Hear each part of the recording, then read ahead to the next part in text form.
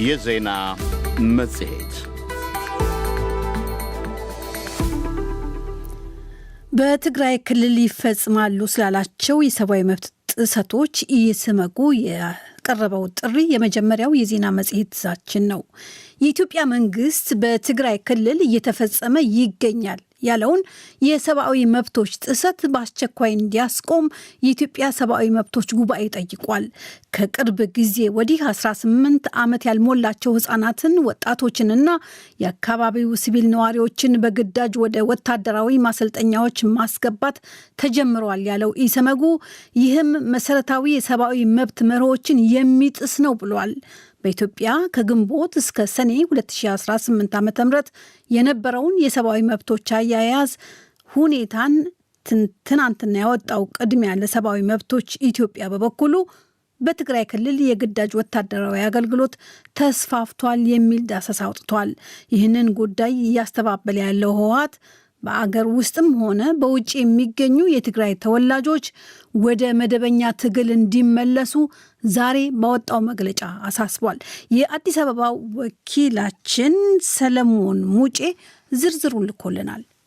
የኢትዮጵያ ሰብአዊ መብቶች ጉባኤ ኢሰመጉ ትናንት ሐምሌ 5 ቀን 2018 ዓ.ም ባወጣው መግለጫ በትግራይ ክልል የኢትዮጵያ ፌዴራል መንግስትና ህወሓት ከተፈራረሙት የፕሪቶሪያው ዘላቂ ግጭት የማቆም ስምምነት በፊት የነበረው የክልል ምክር ቤት ወደ ስራ እንዲመለስ መደረጉ ወታደራዊ አገልግሎትን አስገዳጅ የሚያደርግና ያንን የሚቃወሙትን እስከ ሞት የሚያስቀጣ አዋጅ መጽደቁን አመልክቷል። ይህ ሰኔ 17 ቀን 2018 ዓ.ም በህወሓት የጸደቀ ያለውን አዋጅ ተከትሎ ወጣቶችና የአካባቢው ነዋሪዎችን በግዳጅ ወደ ወታደራዊ ማሰልጠኛዎች ማስገባት መጀመሩንም አብራርቷል። የመብት ተሟጋች ድርጅቱ ዕድሜያቸው 18 ዓመት ያልሞላቸው ህጻናትን ሳይቀር በመሰብሰብ ወደ ወታደራዊ ስልጠና ማስገባት የተጀመረ መሆኑን አሰባሰብኩት ካለው መረጃ መረዳቱን አረጋግጧል። ይህ ሁኔታ ወደ ጦርነት እንገባለን በሚል ከፍተኛ ስጋት ውስጥ የገቡ ሰዎች አካባቢያቸውን ጥለው ለመሰደድ እየተገደዱ ስለመሆኑ ተጨባጭ መረጃ እንዳለውም ኢሰመጉ ገልጿል። የኢትዮጵያ ሰብአዊ መብቶች ጉባኤ ይህ ድንጋጌ ያስከተለው ቀውስ መሰረታዊ የዜጎችን የሰብአዊ መብትና የጥበቃ መርሆዎችን የሚጥስ ስለመሆኑ ልዩ ልዩ ህጎችንና ዓለም አቀፍ ስምምነቶችን አብነት ጠቅሶ የኢትዮጵያ ፌዴራል መንግስት ድርጊቱን በአስቸኳይ እንዲያስቆም ጠይቋል። ቅድሚያ ለሰብአዊ መብቶች ኢትዮጵያ ከግንቦት እስከ ሰኔ 2018 ዓ.ም ኢትዮጵያ ውስጥ ስላለው የሰብአዊ መብቶች ሁኔታ አያያዝ ካወጣው ትንተና አንዱ ይሄው በትግራይ ክልል ውስጥ ይታያል ያለው የግዳጅ ወታደራዊ አገልግሎት ሲሆን ድርጊቱም ተስፋፍቷል ብሏል። የታጠቁ ሰዎች የፊት መሸፈኛ ለብሰው በህዝብ መገኛ ቦታዎች፣ በመጓጓዣ ማዕከላት፣ በመኖሪያ አካባቢዎች፣ በሆቴሎች፣ በመዝናኛ ስፍራዎችና በሃይማኖት ተቋማት የቅጥር ስራዎችን እንደሚያከናውኑ መረጃ እንዳለው ጠቅሷል። ከክልሉ ውጭ ለመጓዝ የሚሞክሩ ወጣት ወንዶች ተይዘው ከአውቶቡስ በግዳጅ እንዲወርዱ ተደርጓልም ብሏል። የድርጅቱ ምክትል ዋና ዳይሬክተር መብርሂ ብርሃነ ይህንኑ ለዶይቼ ቬለ አረጋግጠዋል። የአስገዳጅ ወታደራዊ ምልመላዎች አሉ። አፋኝ የሆነ ህግ በማውጣት ዜጎች ሀሳባቸውን እንዳይገልጹ እየተደረገ ነው። ከባድ የሆኑ ቅጣቶች የሚያስከትል አዋጅ ሊወጣው ምንም ጥርጣሬ ሳይኖር ሰዎች እንዲታሰሩ የሚጋብዝ ነው። ከዛ ተጋ ተያይዞ ደግሞ ሌሎች ከእስር ጋር የተያያዙ የሰብአዊ ጥሰቶች ሊያጋጥሙ እንደሚችሉ ይታወቃል። ይህ ድርጊት ሰፊ ፍርሃትን የፈጠረና የሲቪሎችን የመንቀሳቀስ ነጻነት የገደበ ስልታዊ የግዳጅ ቅጥር ዘይቤ መኖሩን አመልካች ነው ያለው ቅድሚያ ለሰብአዊ መብቶች ኢትዮጵያ ድርጊቱን አውግዟል። የኢትዮጵያ ሰብአዊ መብቶች ኮሚሽን ሰኔ 27 ቀን 2018 ዓ.ም ባወጣው መግለጫ ደግሞ በትግራይ ክልል እየተካሄደ ነው ያለው የግዳጅ ወታደራዊ ምልመላ ወይም ለጦርነት የማሰማራት ድርጊት የጦር ወንጀል ተደርጎ ሊቆጠር የሚችል መሆኑን ገልጾ ነበር።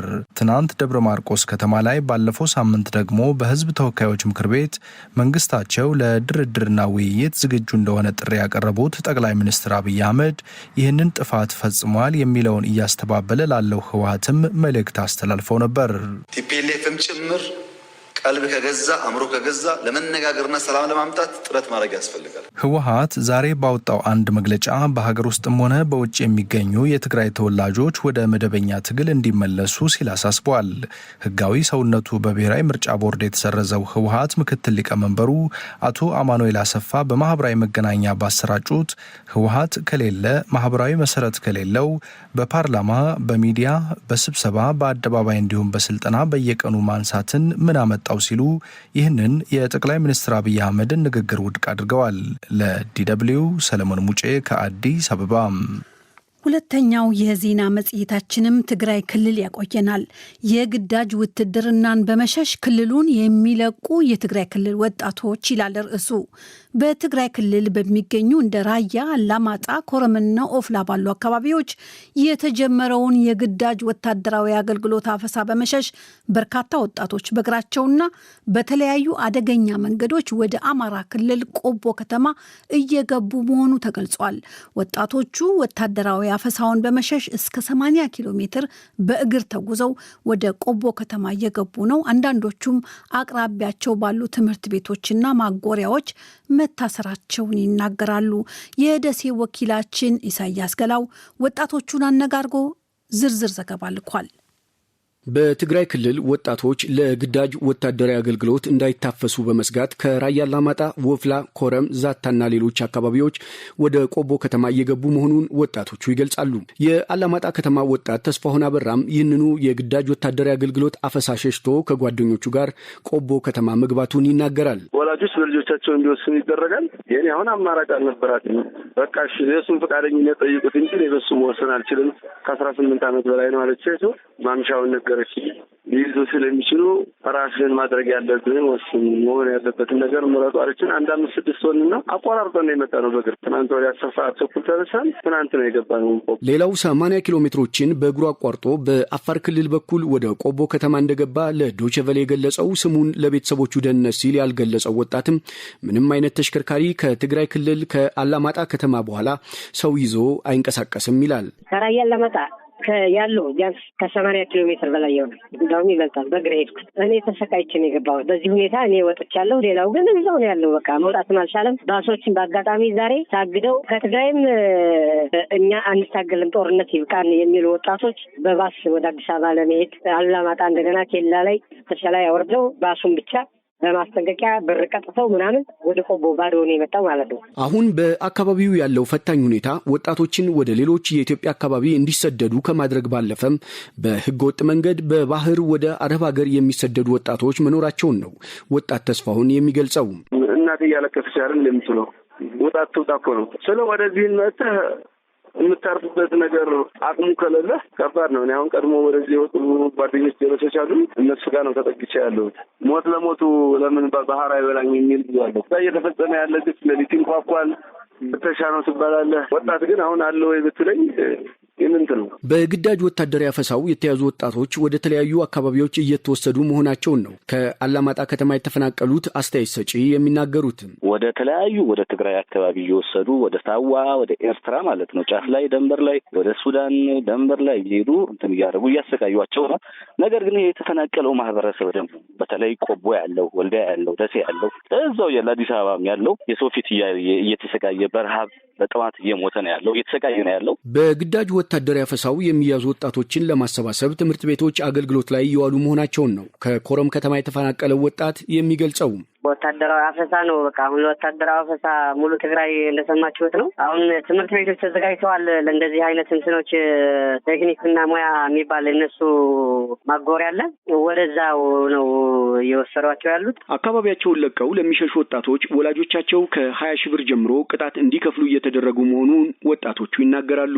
ወላጅ አሁን ቅጣት እስከ 20 ሺህ ብር እስከ 30 ሺህ ብር ድረስ ቅጣት አሁን መቅጣት ጀምረዋል። በቃርሶሌ በባላ ዙሪያ አሁን ትናንትም ዛሬም እንዳለ አሁን ከአባቶች ጀምሮ ልጆቻችሁ ደበቃችሁ ካላመጣችሁ ቅጣት እንትን ብሏቸው አሁን እየቀጡ ነው ያሉት።